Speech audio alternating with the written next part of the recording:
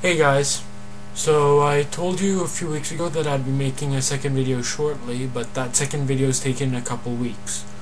Originally I'd intend to do it on refugees of climate change, but that's something that's going to be constant and will always happen. But there's something at the moment that's much more pressing that I need to address. For those of you just checking this video now, my name's Nature's Admiral, and I've just started a vlog. It's going to be mostly about environmental concerns, and I hope you follow along because this is a time in our lifetime when we need to stand up, take action against horrible injustices that are being caused, and with those continuing in our life, we won't have the life that we know now in 20 years, in 30 years. So that's enough of my introduction. I'm going to proceed straight into the topic. Today I'm going to be talking to you about something called the Belo Monte Dam Project. In Brazil there's recently been a shift in government, and now the new government is approved of a project to build a huge dam 6 miles long. No, 6 kilometers long, my mistake. And that dam project is going to cause so many problems because, as I'm sure you're all aware, Brazil is in the middle of the Amazon, so doing one small thing that could cause problems is going to affect a lot of people, a lot of climate. And this time they've come up with the dam project that's going to destroy so many thousands of people's lives, so many hundreds of kilometers of forest. It's heartbreaking, truth to be told, but at the moment that's what I'm trying to get across to you. So this dam project is meant to be bringing power to the people of Brazil. However, we also have to take into account the climate effects it will have. This dam, being 6 kilometers long, is going to block off a huge section of the Zangu River, or Tsangu, or Zingu. I'm not sure how you pronounce it, but that's besides the point. By blocking off so much water, so many different waterways, they're going to create huge amounts of flooding. They're going to displace thousands of people.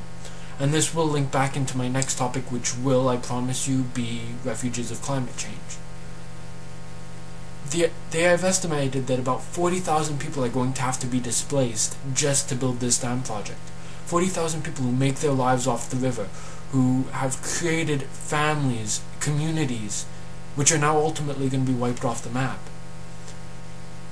And not only that, but the dam project itself is going to wipe out anywhere between 100,000 acres, which is 404 square kilometers, and 500 square kilometers. It's going to wipe out that much rainforest, that many communities. 500 kilometers squared worth is an uncountable number of lives. You take into account the 40,000 people who are going to have to be displaced, but we don't take into account the animal life, the plant life, all of that's going to have to be sacrificed for our needs. It's brutal. Honestly, it's just horrible. So I've got here just a few statistics and a few numbers that may just help you understand the issue that we're being faced with. This dam project is looking to displace 40,000 river dwellers, as I've already said. They will also have to clear over 238 hectares of forest. 238 hectares. That's the size of Monaco. You know that country in Europe? It's as big as a whole country they want to clear. The flooding is estimated at anywhere between 400 square kilometers and 500 square kilometers. That's the size of 3 Washington DCs. All put together, 3 of them. That's a lot.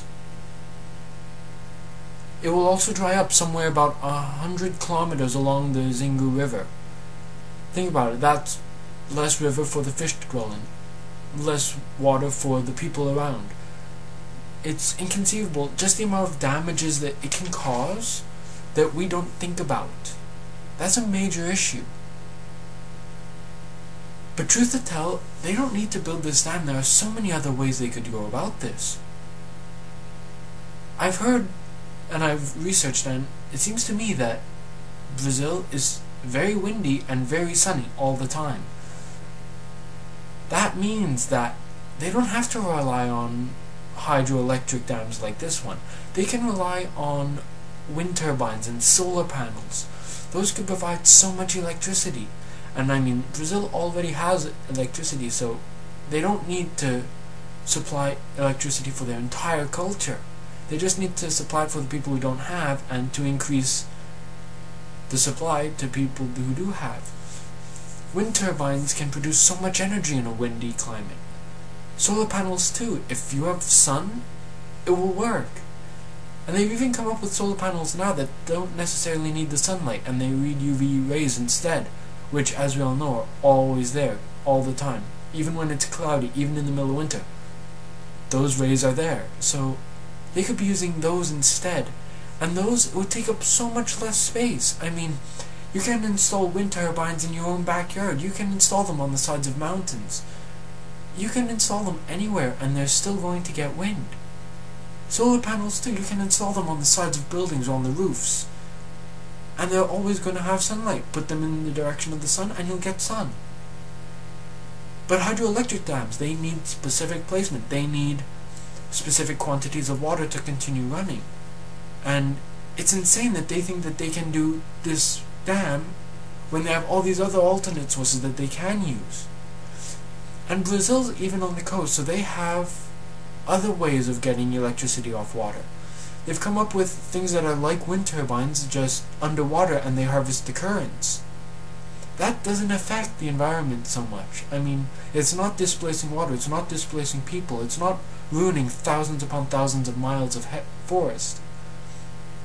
And in times like this, we need to think about it honestly and say, we could do the hydroelectric dam and it will supply so much power to so many people.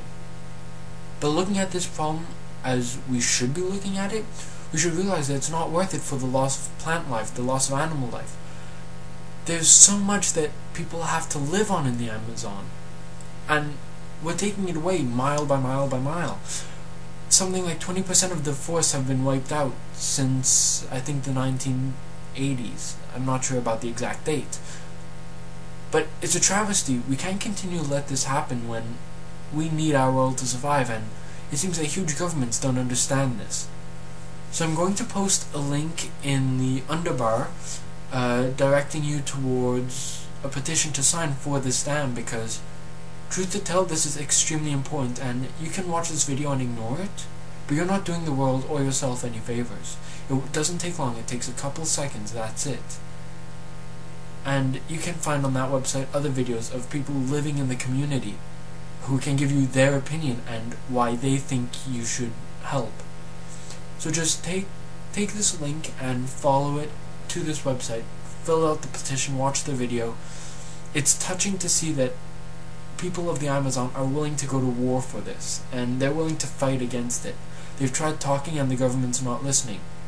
So it's time for the rest of the world to speak up and say, you know what, this isn't right. This is completely, horribly wrong, and we can't just stand by and let it happen. So thank you, and that's going to be the conclusion of my second video. Hope to see you next time, and next time I promise you I will do it on refugees of the environment. So until next time, I'll see you later. Bye-bye.